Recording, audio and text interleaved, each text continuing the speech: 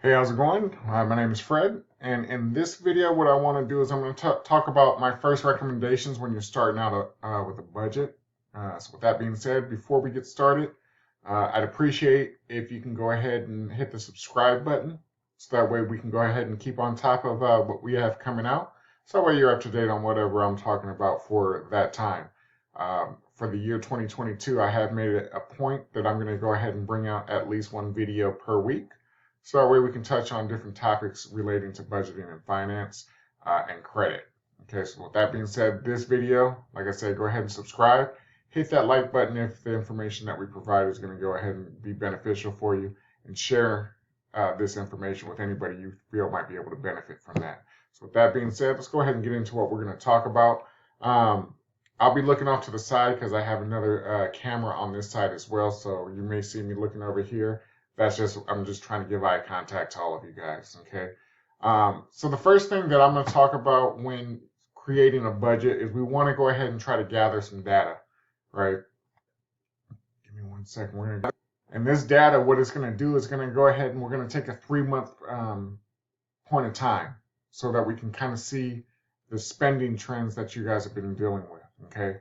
And when I say you guys, I'm teaching this to multiple people, so it's not just one person. We want to discuss information with as many people as possible. So we always want to go ahead and talk about a 3-month time span, right? So you're going to go ahead and gather 3 months worth of bank statements, 3 months of paychecks for all household members who pitch in on the bills, and we want a list of all the bills. So, whether it's your rent or mortgage, PG&E or electric bill, depending on where you are, water bill if you have that, garbage bill, insurance, car payments, all of these things. We want to gather all of the information. So that way you have a full, complete picture. So we can gather all that information. We need car payments. We need insurance. Make sure you go through everything. What you can do is usually maybe Google a budgeting document, and there'll be a lot of points in there that you'll be able to jog your memory of something you may miss, like cable, internet, cell phone, gas, going to the store on your break and buying something, whether it's at a store or through a vending machine. Whatever the case is, we want to track 3 months worth of data so we can go ahead and get that information going, okay? And then what we're going to do is we're going to do a little bit of math. What I like to do is I like to put all of the information into an Excel spreadsheet. There's ways that you can go ahead and gather information and data from that spreadsheet quickly and easily. You can add up all the information. You can have a monthly average of what each month is costing you. So that way you can go ahead and figure out exactly what it is that you guys are paying for. This is where you'll be able to see a complete picture. When you're taking that 3-month average, you'll be able to see a complete picture. Hey, where am I overspending at? And where can I cut back on my expenses? A lot of times people have subscriptions that they don't actually use, like a gym membership. Maybe they use Netflix or Hulu, something like that. Maybe they have multiple streaming accounts where they may not even need that many. Sometimes people have cable, Hulu, Netflix, and a couple of others. Then they have their music streaming, so that they have all of these things. What do you actually need? Okay, because in this video, what we're talking about is trying to get to the root problem of where you're overspending. Okay, we want to get you out of the red and into the black. We want you to spend less than what you bring in monthly, and the only way to do this is by tracking with a budget. And when you do this, what you'll find is you'll be able to find, hey, I can cut this out. Or, hey, maybe I can bring my lunch an extra 2 days, or whatever the case might be. Maybe I can make my own coffee rather than going to Starbucks. What I do personally is, instead of going to Starbucks twice a day and spending $6, $7 on a coffee, I make my coffee at home. I use an espresso machine. I like it a lot better than the Keurig. I'm able to get my espresso shots, whereas a Keurig is just a cup of coffee. I don't know if they've upgraded in the past, but I've been with Nespresso, and it saves me a ton of money. I'm probably spending on average maybe $1.50 for my coffee, where I'm getting a $7 or $6 latte from Starbucks, instead of getting that caramel macchiato from there, I make it myself. Tastes just as good. Okay, you just need to learn how to make it, and if you do, you'll be able to save a lot of money. Then what I do is I take that money and I invest it in my retirement account. Okay, so these are things that you'll be able to do as long as you're bringing in more money than you're spending. You're going to be okay. But in order to do that, you have to identify where the problem lays and see where you can cut back on those expenses. Because if you're not bringing in enough money, you're going to be going further and further in debt as each month passes by. So a lot of times what I see my clients when I'm going through their budget with them, for the clients that I do work on their budgeting with them, what we do find majority of the time is that they're overspending, and that main source of overspending is spent on eating out. Okay, so whether you're going to restaurants, because when you go to a restaurant, give me 1 second. When you go to a restaurant, what you're doing is you're overspending. You're spending for the food, spending for tax, you're spending for service fees, as they like to call it since COVID has started, and you're giving it tips. So all this money, it does add up. So it's something that you do want to take a look at. And the only way to figure out exactly what you're spending is to take accountability, take the time out to do what you need to do to learn where these expenses are going to. Okay. And like I said, the only way to do that is to document everything. Okay. When I first started budgeting over 20 years ago, what I did myself personally is I kept a log, just a little notebook, a little small one, a little bit bigger than a Post-it note, right? They got the little spiral binding on it, cost like maybe 79 cents at Target or Walmart. But what I did is I just tracked everything. If I went to the store and I bought a soda, I'd put the soda, the store, and how much it cost, with tax. Okay. Now, instead of buying a soda at 7-Eleven, why not go to Costco and buy a case of soda?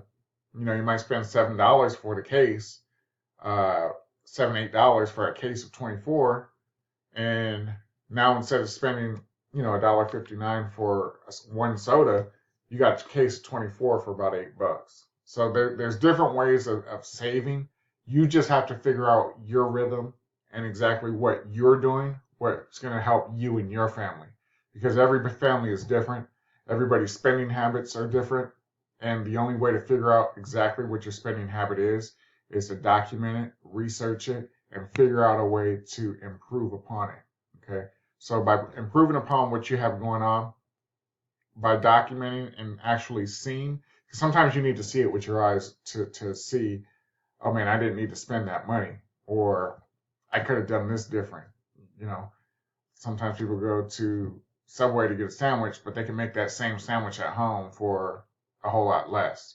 It doesn't have the fancy wrapper on it, but who really cares when a sandwich could taste just as good? It's just, you just have to take it upon yourself to make these changes happen. Instead of going to Subway and getting a sandwich and a bag of chips and a soda, you can make a sandwich at home. Like I say, go to Costco, get a box of potato chips and a case of soda, and now you have that same lunch that you would have spent at, $10, $9 at Subway. Now you got it for a fraction of that cost, probably $4, saving you $6. But if you multiply the 6 times 5, that's $30 in a week. Times 4, that's already $120. And you go take that on over a year, the savings starts to add up. But you have to go into this knowing that you're going to have to make some sacrifices. What sacrifices are you going to do for your family? Because it's your family. If it's just you by yourself, what sacrifices are you going to make for yourself so that you can live better by just taking accountability of your spending habits? Okay? Because anybody who overspends is just going to be put in a bad spot. Your accounts will go to collections. Now your credit is bad. Now you want to go buy a car, but now you won't qualify for a good rate. So now they're sticking you with a 27% interest rate. And now when you make a car payment, only $17 of your $900 payment is going towards the actual principal. Okay, so there's a lot of things. It's a big snowball effect. And my goal is to help you understand that our goal and my goal in teaching you guys this is to give you the information to help educate you, because they say knowledge is power, but actually it's applied knowledge that's going to actually be the power that you need in your toolkit, right? So I just wanted to do this video to give you guys the information that I started with, 25 years ago, and hopefully you'll be able to understand exactly what a budget is, how important it is to put that in place, because in the long run, it's going to help your family's finances. Okay. So, like I said, my goal for 2022 is to do one video every single week. I really want to push it to two. Who knows? But my goal is at least 52 videos for the year 2022. Follow this channel, right? If what I talked to you guys about today made any sense, please comment below, because it helps the algorithm. It helps the channel grow. And I just want to be here to help educate you and get you into the right place, the right position to be able to do what you need to do for your family, to help with your finances, to help save more money. So that way you can retire in a better situation. A lot of my clients, they do not have retirement accounts set up. They're not actively involved in their 401k. And the only way that you could figure this stuff out is if you actually sit down and do some work, right? You have to get down. You have to get down in the trenches. You have to do the work that's necessary for you to see, because when you see the information, you'll really be able to focus on what it is that you want to do. Okay, if you see you're overspending on eating out, cut back. If you're eating out seven meals a week, see if you can't cut that down by 3 or 4. Try 50%. If that's too much for you, maybe cut down 25%. Just try to make it a small change, a small tweak, because these small tweaks could add up to a lot of money, right? So with that being said, if you found value in this, please give me a thumbs up, like the video, subscribe if you haven't subscribed already, share the video with anybody who you feel could benefit from the information. And finally, comment below if you have suggestions, comments, if you've used the information before, because we want to help this channel grow. We want to help get education out there. And the only way I can do that is by bringing it to my platform, which is YouTube, and having the viewership, share the information. Because once it's shared, more and more people will be able to get that information. And that's my ultimate goal, is to help you save money. Okay, so with that being said, I want to thank you for taking the time. Like always, have a great day, and I look forward to seeing you guys soon. Have a good one.